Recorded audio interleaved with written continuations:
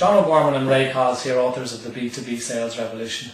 We're here today to talk about Jill Conrad's book, Snap Selling. We'd highly recommend reading this book. Ray, some of the key points that I took from the book was firstly Jill's focus on creating a buyer persona and really getting in the mind of the buyer and really understanding what they're trying to do. She talks about creating a buyer matrix, and she gives some really good examples in the book of a buyer matrix that we should all pay heed to. Now, one of the other things that I thought was really interesting was the idea of a trigger event. So something going on in the buyer's organisation that we as sellers can respond to. Another really good tip that us sellers should take advantage of. Was there things that you point out? What I liked about it was stated the obvious, but that it's not just about a single decision that the buyer's got to make. There's a series of decisions. And the first decision is to provide access to allow us as salespeople to engage.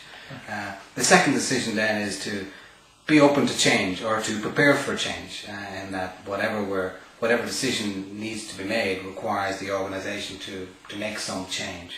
And the third decision then is to select us and to commit resources and so on. So that was very important. Sometimes we're trying to make the third decision when we should be at the first one. I like that. Another thing I thought was powerful was the idea of substance over slickness. And I guess that's a key point. Now, our buyers are more sophisticated than the marketing literature and traditional sales presentations were designed for.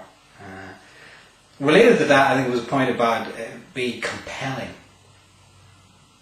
And I know we sit through lots of sales presentations. How many of those presentations are compelling?